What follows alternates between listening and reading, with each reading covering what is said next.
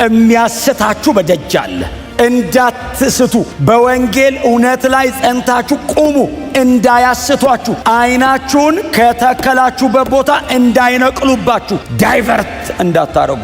የእውነት ለውጥ፣ የእውቀት ለውጥ፣ የአቋም ለውጥ፣ የእምነት ለውጥ እንዳታረጉ። አጠገብ ያለው ወንድም ቢደክም ትጸልይለታለህ፣ ትመክረዋለህ እንጂ አሳልፈህ አትሰጠውም። የክርስቶስ መንፈስ ውስጥ ካለ ማርኬት ኦሪየንትድ አይደለንም እኛ። ሰው ማዳን ነው ስራችን። ግን በቃ አንዱ ምልክቱ ይሄ ነው አለ ጌታ ኢየሱስ ክርስቶስ። በቃ አሳልፎ ይሰጣጣሉ ሰዎች። ከዛስ ይጠላላሉ። እንደውም አለ ይጠላላሉ። በጌታ የሆነ ጎን ለጎን ሆኖ ይጠላላል፣ አሳልፎ ይሰጣል። በክርስቶስ ኢየሱስ አምናችኋል፣ እንግዲያው ጽኗ። አላመናችሁ ዛሬ ነው ቀኑ፣ የለም ሌላ ቀን። እንደ ሌባ ነው የሚመጣው ጌታ ድንገት። ታዲያ ቀኑ ዛሬ ነው። እግር ጥሎ አይደለም እዚህ የመጣሁት እኔ፣ በአጋጣሚ ድንገት አይደለም የመጣሁት። እግዚአብሔር አምላክ አቅዶ ፕሮግራም አድርጎ ፕላን አድርጎ ነው ያመጣኝ እና ወስነን ነው የምንወጣው ዛሬ። ጌታ ኢየሱስ ክርስቶስና ደቀ መዛሙርቱ ማለት ነው ከቤተ መቅደስ ወጥተው ሄዱ። ቤተ መቅደስ ውስጥ ነበረ፣ እያገለገለ እያስተማረ ነበር። ሁላችሁ እንደምታስታውሱት ከቅፍርናሆም አካባቢ ወደ ኢየሩሳሌም ሲመጣ ልብሳቸውን እያነጠፉ የዘንባባ ዝንጣፊ እያደረጉለት በጌታ ስም የሚመጣ የተባረከ ነው፣ ሆሳዕና በጌታ ስም ይመጣ የተባረከ ነው እያሉ ነው የተቀበሉት። በዛች ውርንጭላ ላይ ተቀምጦ ወደ ኢየሩሳሌም ሲመጣ በነቢዩ ዘካርያስ ትንቢተ ዘካርያስ ላይ ንጉሥሽ በአህያ ውርንጭላ ላይ ተቀምጦ ይገባል የሚለው ቃል ይፈጸም ዘንድ ይህ ሆነ ይላል። ስለዚህ አስቀድሞ በነቢዩ ዘካርያስ በድህረ ምርኮ ዘመን ማለት ነው በነቢዩ ዘካርያስ የተነገረ ትንቢት አለ። የእስራኤል ንጉሥ ወይንም መሲሁ በአህያ ውርንጭላ ላይ ተቀምጦ ወደ ቅድስቲቱ ከተማ ይመጣል የሚል። ስለዚህ ጌታ ኢየሱስ ክርስቶስ ውርንጭላይቱን ፍቱና አምጡ፣ ባለቤቷ ለምንድን ነው ብሎ ቢጠይቃችሁ ለጌታ ታስፈልገዋለች በሉት አለ። እድለኛ ባለቤት ነው፣ እድለኛ ውርንጭላ ነች። የተነገረ ትንቢት ማስፈጸሚያ ውርንጭላ። ጌታ የተባረከ ይሁን። ሰው አይደለችም፣ ውርንጭላ ናት። በቃ ጌታ ኢየሱስ ክርስቶስ ፍቱና አምጡልኝ አለ። ፈተው ልክ ሊፈቷት ሲሉ የውርንጭላይቱ ባለቤትም ለምንድን ነው ሲሉ ለጌታ ታስፈልጋለች። በእስራኤል ንጉሥ ኢየሱስ አይ ቲንክ ብቸኛ ንጉሥ ነው የአህያ ውርንጭላ ላይ የተቀመጠ። ነገስታት የአህያ ውርንጭላ ላይ አይቀመጡም።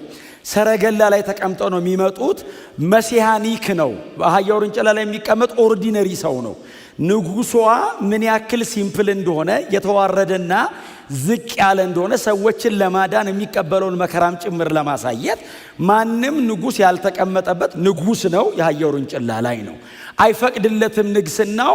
እሱን ክብሩን ትቶ ነው እንግዲህ የአህያ ውርንጭላ ላይ ተቀምጦ ሲገባ ቃል በቃል ነው የተፈጸመው። የኢየሩሳሌም ሴቶች እስራኤላውያኑ ልብሳቸውን ያነጥፋሉ፣ የዘንባባ ዝንጣፊ ያደርጉና በጌታ ስም የሚመጣ አሉት።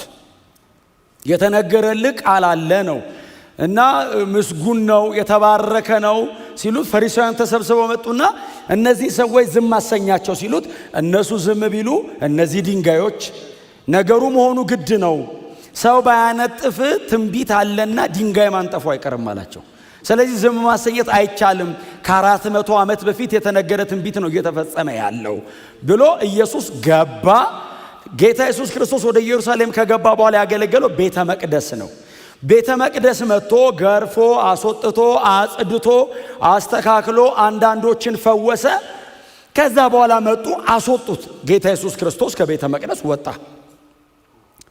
ምዕራፍ 4 ቁጥር 1 ከቤተ መቅደስም ወጥቶ ሲሄድ የሚለው ቃሉ የሚያመለክተው ዝም ብሎ ወጥቶ መሄድ ሳይሆን ላለመመለስ መውጣት ነው። ባይዞ ትርጉሙ አይመለስም። ከዚህ በኋላ ኢየሱስ በምድር ባለው አገልግሎቱ ኢየሱስ ተመልሶ ወደዚህ ቤተ መቅደስ አልመጣም። የመጨረሻ አገልግሎቱን አገለገለ። እዚህ ቤተ መቅደስ ውስጥ ካገለገለ በኋላ ወጥቶ ሲሄድ ማቴዎስ የሚጠቀመው ቃል ራንደምሊ ከዚህም በፊት ይወጣል። ኢየሱስ ባይዘው ቤተ መቅደስ መጥቶ ያገለግልና ወጥቶ ይሄዳል፣ ግን ተመልሶ ይመጣል። አሁን ግን ወጣ ይልና አይመጣም። ወጥቶ ሲሄድ ደቀ መዛሙርቱ 12ቱ ተከትሎት ወጡ እና ምን ይሉታል? ጌታ ሆይ አሉት። አቤት ይሄንን ቤተ መቅደስ አየኸው እንዴት ውብ እንደሆነ አሉት። ጌታ እንደዚህ አላቸው፣ ይሄንን ቤተ መቅደስ ታዩታላችሁ አላቸው። አዎ ድንጋይ በድንጋይ ላይ እንደዚህ አምሮ አይቀመጥም፣ ይፈራርሳል አላቸው። ውበቱን ታየዋለህ ጌታ ሆይ ሲሉት አየውና ኢየሱስ ሄሮድስ የሰራው ቤተ መቅደስ ነው ባይዘወይ 500 ሜትር ስፋትና 400 ሜትር ርዝመት ያለው ነው። ቀላል እንዳይመስል አገር ነው ሰውዬ የገነባው። የሰለሞን ቤተ መቅደስ ሲፈርስ ዘሩባቤልና እዝራ ናቸው ያደሱት፣ ሪቢውልት ያደረጉት። ከዛ በኋላ እንደገና ድጋሚ ከፈረሰ በኋላ ሄሮድስ የሰራው ቤተ መቅደስ እጅግ ግዙፍ ነው ባይዘወይ። ደጁ ላይ ድንጋዩ ላይ በወርቅ ተለብጧል ባይዘወይ። እና ጧት ስትመጣ ከሩቅ የምትወጣበት ፀሐይ ስታብረቀርቅ እንደ ኢየሩሳሌም ከተማ ይህንን ቤተ መቅደስ የሚያክል እጅግ በጣም ትልቅና ጠንካራ ህንፃ የላትም ኢየሩሳሌም። ሰርቶ ለመጨረስ 80 ዓመት ነው የፈጀው። 80 ዓመት የፈጀ ቤተ መቅደስ ያለቀው 63 ኤዲ ላይ ነው፣ የፈረሰው 70 ኤዲ ላይ ነው። 7 ዓመት ብቻ ነው ባይዘው ያገለገለው። ጌታ ቆሞ አየውና እንደዚህ አለ። ድንጋይ በድንጋይ ላይ እየሰሩት እኮ ነው። እንዴት እንደሚያምር አሁን ይሄ ምኑ ያምራል? በብሎኬት ነው ይሰራል። ያኮ የድንጋዩ ርዝማኔ እኔ አሁን በእውነት ስለረሳሁት እንጂ አንድ ሰሞን አንብቤያት ነበር። የድንጋዩ ይሄ ያስቀመጡት ወጥ ድንጋይ የጠፍጣፋው ድንጋይ ርዝመት ሁሉ ሳይዙ እነ ጆሴፈስ ያስቀመጡት ማለት በጣም ኢንትሪኬት እንዴት እንደሚያምርና ኢየሱስ ትቶ ሲወጣ ደቀ መዛሙርቱ ተመልሶ እንደማይመጣ አውቀዋል። ይሄው እንዴት እንደሚያምር ጌታው ጠልጠለ የምትወጣው ነገር ሲሉት ይሄ ድንጋይ በድንጋይ ላይ ተከምሮ አይቀርም ይፈርሳል ሲላቸው ደንግጠው አዩትና ሄደ። ወደ ደብረ ዘይት ተራራ ላይ ወጥቶ ተራራ ላይ ቁጭ አለ። ያወራው ነገር 2 ጥያቄ እንዲጠይቁ ውስጣቸው ጭረት አመጣ። 2 ጥያቄ ጠየቁት። የመምጣት ምልክት እንዴት ነው? የዘመኑስ መጨረሻ ምን አይነት ነው? ልትመጣ ስትል እንዴት ነው መምጣት የሚከናወነው? ደግሞ ስለ ዘመን መጨረሻ ነው እያወራ ያለው። አዎ የዘመኑ መጨረሻስ ደግሞ ምን አይነት ነው? መቼስ ነው ሲሉት ጌታ ኢየሱስ ክርስቶስ ለነዚህ ጥያቄዎች የሰጠው መልስ ነው። በጣም በትህትና አጠገባቸው ነው ጌታችን ተመልሶ ይመጣል በሉት። ክብር ለኢየሱስ ይሁን። ከላይ ጀምራችሁ ከቁጥር 4 እስከ 8 ድረስ ምልክቶች ተቀምጧል። የዘመኑ መጨረሻ ምልክቶች። በዘመኑ መጨረሻ ላይ ምንድነው ምልክቶቹ?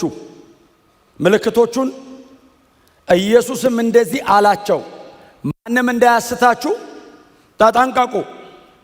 ጎናችሁ እርሱ በትህትና ተጠንቀቅ በሉት። እንዳትስት ተጠንቀቅ በሉት። ኢየሱስ ምንድነው የዘመኑ መጨረሻ ምልክት ሲል ማንም እንዳያስታችሁ ተጠንቀቁ። እናንተ ለማን ይሄንን እየተናገረ ያለው? ለደቀ መዛሙርቱ፣ ለተከታዮቹ፣ የእርሱ ነን ለሚሉ ለነሱ እንዳትስቱ፣ እንዳያስቷችሁ ተጠንቀቁ።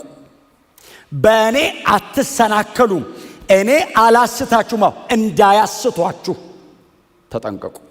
የሚያስታችሁ በደጅ አለ።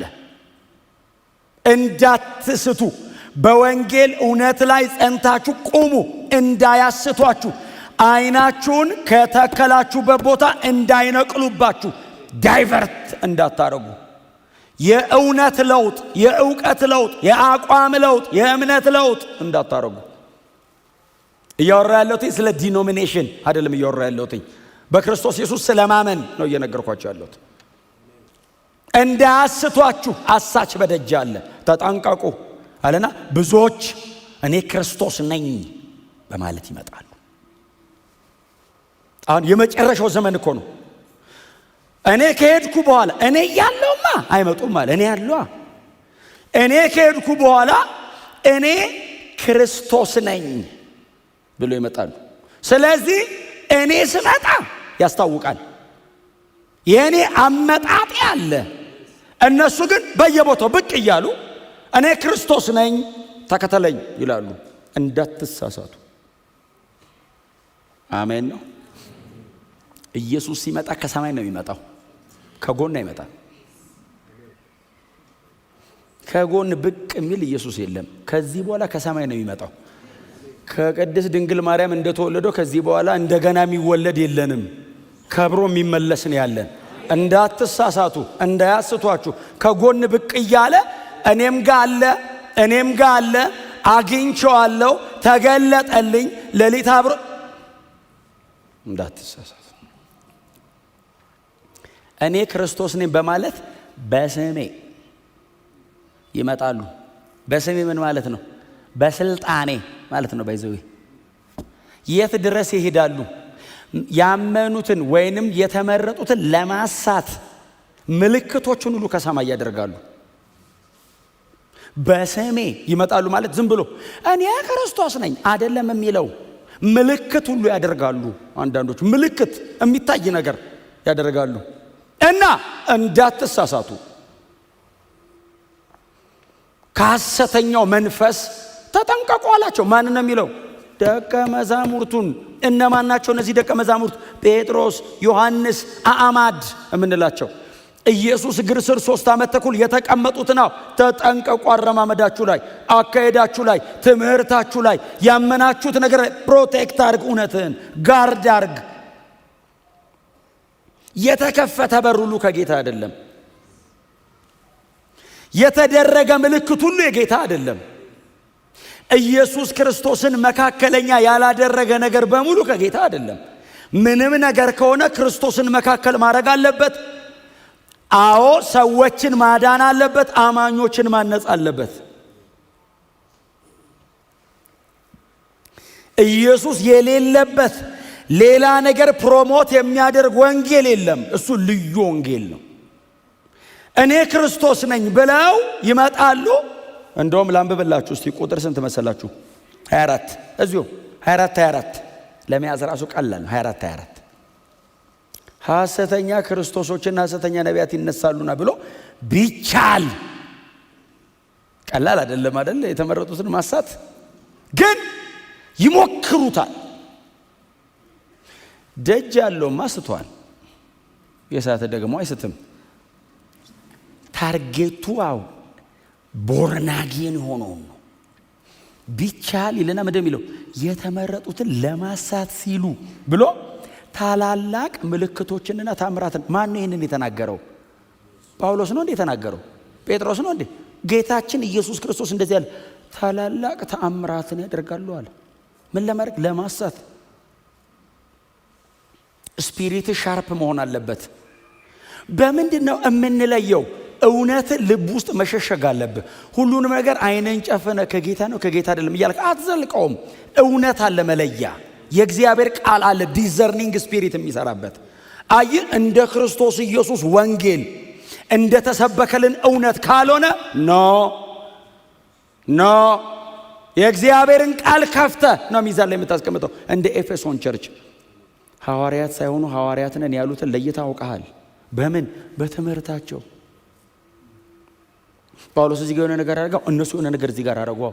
በምን ለያቸው ሲል በትምህርት ለያቸው፣ አወጣቸው ከመሃል። ዊችክራፍት የተመረጡትን እንኳ ቢቻላቸው ለማሳት ታላላቅ ምልክቶችንና ተአምራትን እንኳን ያደርጋሉ። ስለዚህ መጀመሪያ እናንተ ተጠንቀቁ አለ ኢየሱስ። ባይዘው ቸርች ነው አይደል የተናገረው። መጀመሪያ ምን እናርግ ጌታ ሆይ ሲሉት እናንተ ተጠንቀቁ። ከዛ ወደ ደጅ ወጣ። ሌላ ምልክት አለ። ቸርች አካባቢ የሚኖረው ምልክታው እኔ ክርስቶስ ነኝ እያሉ ይመጣሉ። እኔ ክርስቶስ ነኝ እያሉ ይመጣሉ። ሌላኛው ምልክት ደጅ። አንብቡት የሚቀጥለውን ቁጥር። ስለ ጦርነትን የሚያናፍስ ወሬ ትሰማላችሁ። እነዚህ ነገሮች የግድ መፈጸም አለባቸው። ሆኖም መጨረሻው ገና ስለሆነ በዚህ እንዳትደናገጡ ተጠንቀቁ። አሁን ስለ ጦርነት አትሰሙም እንዴ?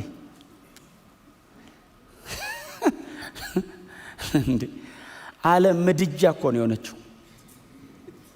ምድጃ ነደደ እኮ ዓለም እንዲህ ቡ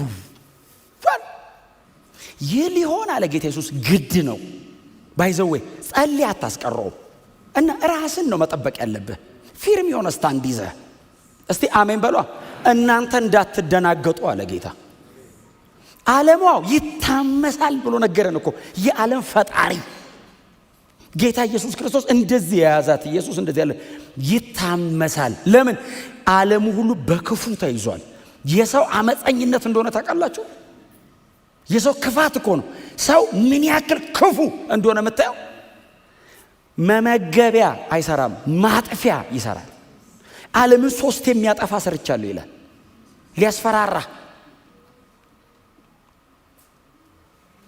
ጌታ ኢየሱስ ክርስቶስ የዛሬ 2000 ዓመት ነው የነገረን።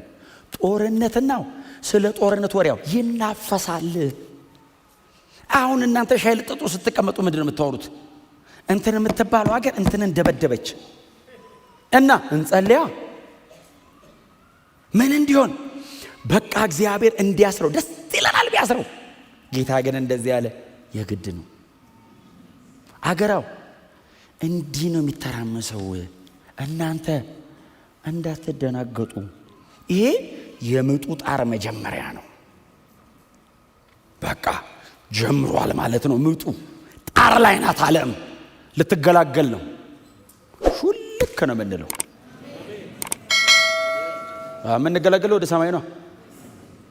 ጣር የምጥ ጣር እያለች ነው ዓለም ምጥ ላይ ናት። እጇ ተይዞ የሚያማምጣት ፈልጋ ማን ያዛት? ሁሉም ውስጥ ነው ያለው። በቃ ምጥ ጣር ላይ ናት። በቃ ጭንቅ ዓለሙ ሁሉ ተጨንቋል። ባይዘው እኛ ምን እናርግ እንዳንል ቀድሞ ጌታ ነግሮናል። አትደናገጡ። ይሄ ምልክት ነው።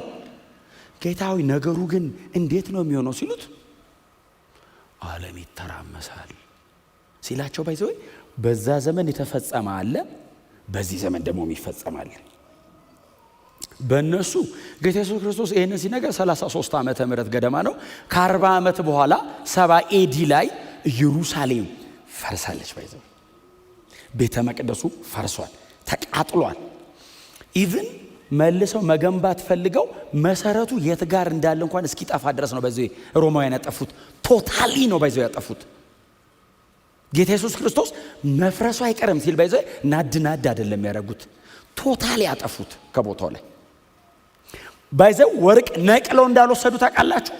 በእሳቱ ምክንያት ቀልጦን የጠፋው ወርቁ ራሱ ወደ ውስጥ አቅልጠውታል። ወርቁ እሳቱ ማለት ነው ሙሉ ነው በርናውት ነው ያደረጉት። ቤተ መቅደሱ ብቻ እኮ አይደለም ከተማን ያነደዱት። ባይዘው ኢየሩሳሌምን ያጠፏት። ቤተ መቅደስ እኮ ለእስራኤላዊ ነው እንጂ ሮማዊ ምን ጉድ ያለው ቤተ መቅደስ ኖረ የሚያውቀው ነገር የለም። እግዚአብሔር አምላኬ ነው አይል ሮማዊ ቄሳር ነው አምላኩ። ቶታሊን ያጠፉት። እና 70 ኤዲ ላይ ከተማይቱ ፈርሳለች። የአመጽ ልጅ በቤተ መቅደስ ላይ ቆሞ ስታይ አይደል ያለው። የዛን ጊዜ አንባቢ አስተውል። ምን ማለት ነው ቃሉ? የአመጽ ልጅ ትንቢተ ዳንኤል ላይ ነው ያለው። ባይዘው ጌታ ኢየሱስ ክርስቶስ ድጋሚ ጠቅሶት ነው ማቴዎስ 24 ላይ የአመጽ ልጅ በቤተ መቅደስ ቆሞ መሃል ላይ ገብቶ ቆሞ ስታይ የአመጽ ልጅ ያለው ሮማዊ ወታደር አንድ ወታደር ነው። ባይዘው መጀመሪያ እሳቱን የለኮሰው ይዞ የሰከረ ወታደር እሳት ይዞ ገባ። እሳት ይዞ ገብቶ ለኮሰው። ልክ እሱን ስታይ አንባቢ አስተውል። የዛን ቀን ትዝ ይበላችሁ አለ ጌታ ኢየሱስ። እሱ ከሄደ ከ40 ዓመት በኋላ ብዙዎቹ ባይዘው የአይን ምስክር ናቸው ነበሩ። ከ12ቱ መካከል ብዙዎቹ ነበሩ። ምናልባት ይሁዳ ያው ጌታን ስለሸጠ እሱ ታንቆ ሞተ። ከዛ ያዕቆብ እዛ ሐዋርያት ሥራ 12 ላይ ተገደለ። ከዛ ውጭ ግን ብዙዎቹ ነበሩ፣ አይተዋል። ዮሐንስ የሞተው ራሱ በ90 ምናምን ኤዲ ነው የጻፈው። ራሱ የሞተው በ100 ዓመቱ ነው። በደንብ የአይን ምስክር ናቸው። ኢየሱስ የተናገራትን ቃል አይተዋል። የዛን ጊዜ ተጠንቀቁ አለ። በቃ ዋችፉል፣ አይናችሁ ንቅት፣ ኮንሽስ ጠብቁ። ክብር ለኢየሱስ ይሁን። ዓለሙ ሁሉ በክፉ ተይዟል። ቤተ ክርስቲያን ተስፋዋ ኢየሱስ ነው። የአማኞች ተስፋ የጌታ ዳግም መመለስ ብቻ ነው። ሌላ ተስፋ የለንም፣ አንፈልግም። ውሸት ነው ደግሞ። ይሄው መጽሐፍ ቅዱስ ሙሉን ነገረን። ጦርነትና የጦር ወሬ ትሰማላችሁ። እሱ የምጡ ጣር መጀመሪያ ነው። ህዝብ በህዝብ ላይ፣ መንግስት በመንግስት ላይ። አሁን ከዚህ የተሻለ ጊዜ ያለ ይሄንን ቃል ለመተርጎም አሁን ምን ማብራሪያ ይፈልጋል? ይሄ ቃል ዝም ብለህ ሴኔን ከፍተህ መቀመጥ ነው። ያልተጣላ አገር ምን አለ? ህዝብና ህዝብ ያልተነሳ ማን አለ? ከዛ ቀጠሏ ከ9 እስከ 14 በዚያን ጊዜ መቼ ይህ ሁሉ ነገር ሲከናወን እንዳትደናገጡ፣ እንዳትፈሩ፣ ዋችፉል ሁኑ። ፕሬየር ህይወታችሁ ላይ ቅዱስ ቃሉን አጥብቆ መያዝ። 3 ዓመት ተኩል ሙሉ ከኔ የሰማችሁትን ነገር አጥብቃችሁ ያዙ። አትደናገጡ። መደናገጥ መፍትሄ አይደለም። ከዛ ቁጥር 9 በዚያን ጊዜ ለመከራ አሳልፈው ይሰጧችኋል፣ ከዛስ ይገድሏችኋል። ከዛ በስሜ ምክንያት በህዝብ ሁሉ ዘንድ የተጠላችሁ ትሆናላችሁ። ይሄ ሲቃይና መከራ ይመጣል። እናንተ ግን እንዳትደናገጡ። ጎናችሁ ያለውን ሰው በያዝከው እምነት ጸንተ ጨርስ በሉት። አንዳንዴ ግን ምን ይሆናል አለ ጌታ ኢየሱስ ክርስቶስ፣ የቻሌንጁ ብዛታው አንዳንዶችን ይገልጣቸዋል። ባይዘው አንዳንዶችን ይገልጣቸዋል። ሞቅታው ተመችቶት የተቀመጠ እንትን እሳቱ ሲጨምርባት ይወጣል። ለብ ብሎት ደስ ያለው እሳቱ ወገግ ሲል ልክ እንደ ፉኝቷ መንጨቅ ብለውታ እንደነደፈች ጌታ ኢየሱስ ክርስቶስ ምንድን ነው ያለው? በዚያን ጊዜ ብዙዎች ይሰናከላሉ አለና እርስ በርሳቸው አሳልፈው ይሰጣጣሉ፣ ይጠላላሉም። አንዱ አንዱን አሳልፎ ይሰጣል። ቻሌንጁ ሲመጣ በጣም ፊልተር ያደርገዋል። አንዱ ወንድሙን አሳልፎ ይሰጣል፣ ይማግደዋል፣ ዓለም ላይ ማርኬት ላይ ያወጣዋል፣ አሳልፎ ይሰጠዋል፣ ይጠላላሉ። አይ ቲንክ ይሄም አፕሊኬሽኑ እናንተ ጋር አለ። ምንም ምን ያው እንደዚህ ማለት አይጠበቅብኝም። ኦሬዲ አሳልፎ ሰው መስጠት፣ አጠገባችን ስላለው ሰው የማይሆን ነገር መናገር፣ ማርኬት ላይ ነገሮችን ማውጣት። የነገስታት ክብር ነገርን መግለጥ ነው፣ የእግዚአብሔር ክብር ነገርን መሰወር ነው ይላል መጽሐፍ ቅዱስ። አጠገብ ያለው ወንድም ቢደክም ትጸልይለታለህ፣ ትመክረዋለህ እንጂ አሳልፈህ አትሰጠውም። የክርስቶስ መንፈስ ውስጥ ካለ ማርኬት ኦሪየንትድ አይደለንም እኛ። ሰው ማዳን ነው ስራችን።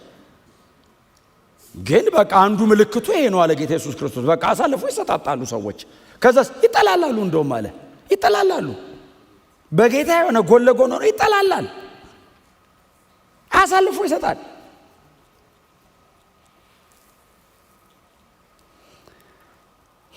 ስለዚህ አጠገባቸው ያለው ሰው ድካም ካለበት ለራሱ ነገሩት። ለሶስተኛ ሰው መንገር ኃጢአት ነው። ሰምታችሁኛል? አሳልፎ መስጠት እዩት፣ ምልክት ነው። ጌታ ኢየሱስ ክርስቶስ ያለው ጎናቸው ያለው ሰው በጣም ነው የምወድህ አሳልፌ አልሰጥህም በሉት።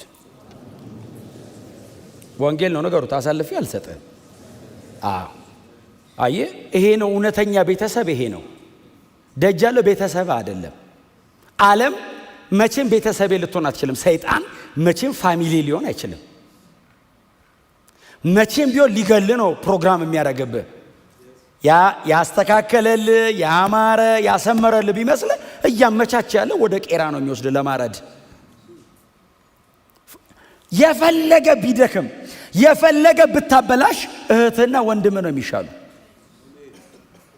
ቤት ውስጥ እኔ ያደኩበት ቤት እናትና አባቴ ጋር እህትና ወንድሜ በጣም ባስቸግራቸው ከዛሬ ጀምሮ አላዋራም ሊለኝ ይችላል።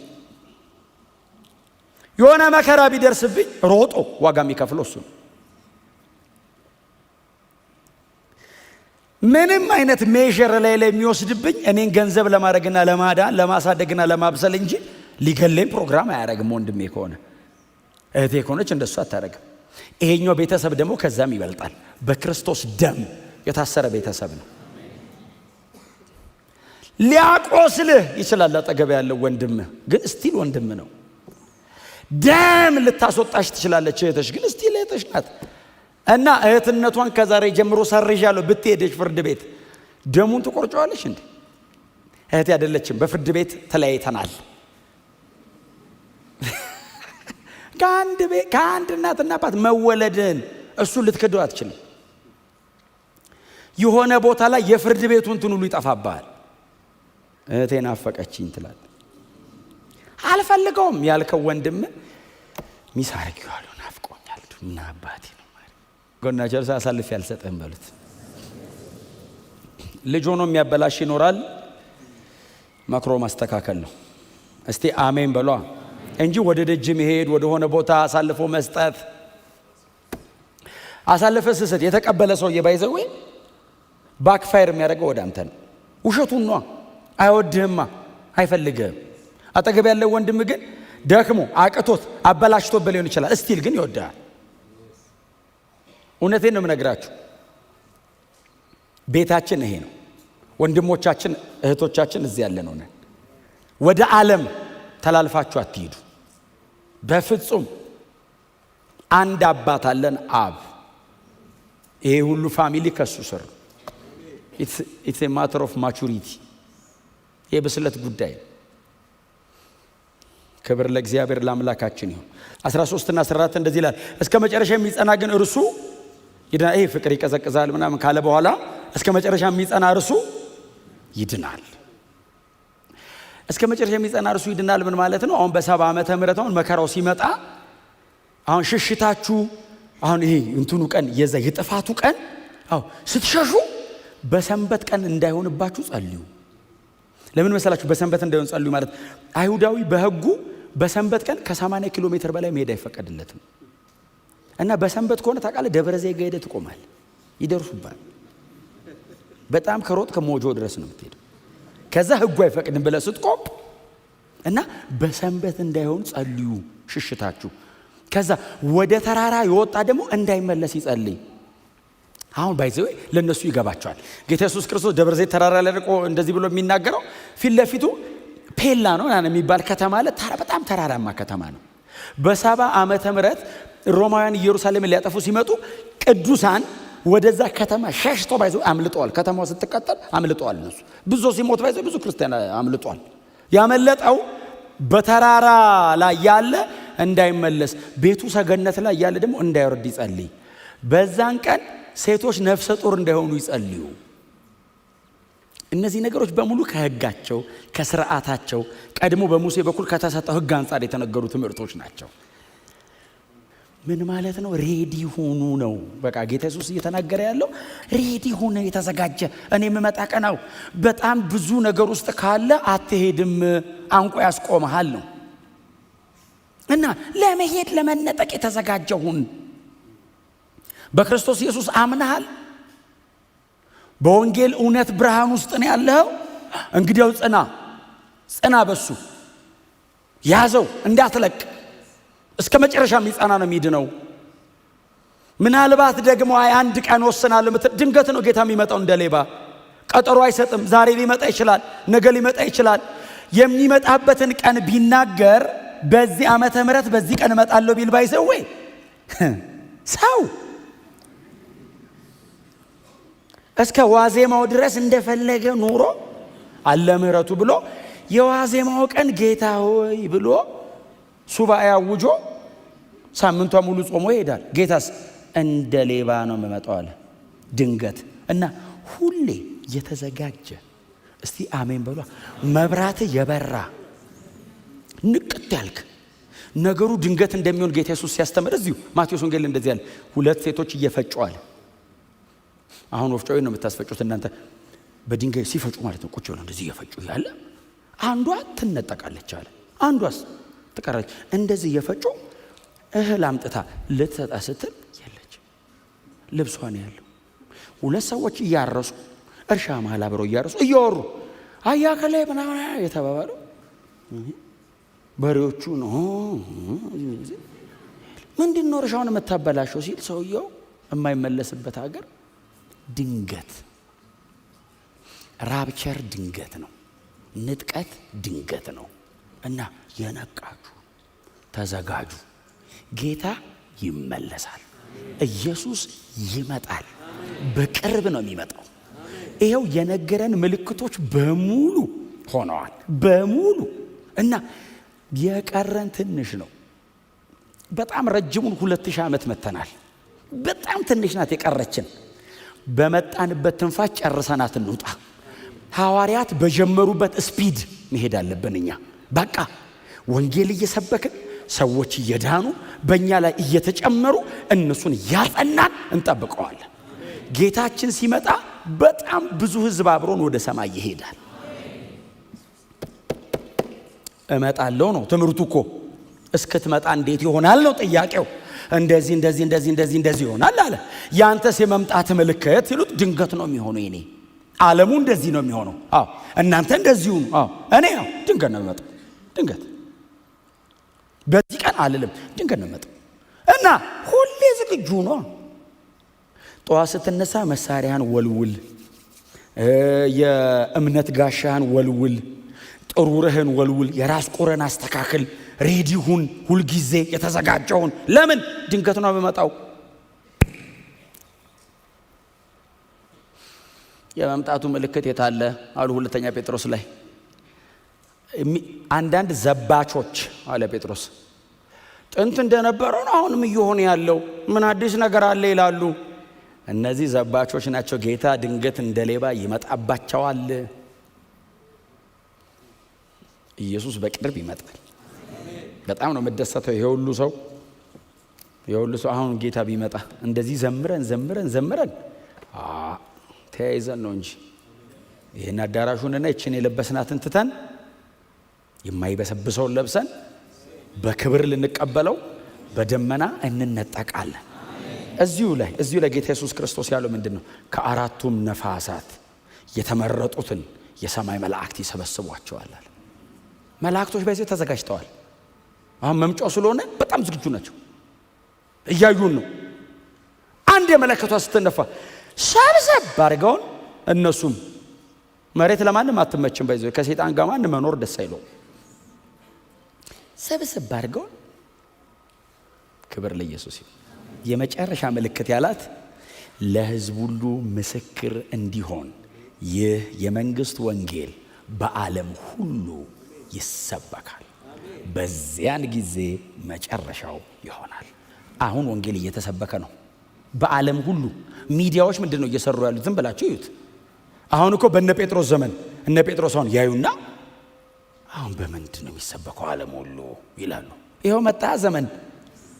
እዚህ አዲስ አበባ ቁጭ ብላ አንታርክቲካ ሰው ትደርሳለህ። በፍጹም እማትተዋወቅ እማትገናኘውን ሰውዬ ባይዞ ማግኘት ትችላለህ። ቋንቋን ብቻ ማስተካከል ነው ያለብህ። እግዚአብሔር ይስጣቸው ደግሞ አሁን ቴክኖሎጂ መጥቷል። ቋንቋን ቀይሮ በዓለም ሁሉ አሁን እኮ የወንጌል ብዛቱ መስበኪያው መንገድ ብዛቱ እንደ አበሻ በጣም ብዙ እኮ ወንጌል እኮ የተሰበከ ነው። አሁን የዳነው ነው እኮ ጥቂት እንጂ በጣም እኮ ወንጌል እኮ የተሰበከ እኮ ነው። የማያምነው አይደል እንዴ ብዙ የሚሰማውስ? እየሰማስ ያለው እኛስ የምናውቀው የማያምነው እኮ ነው።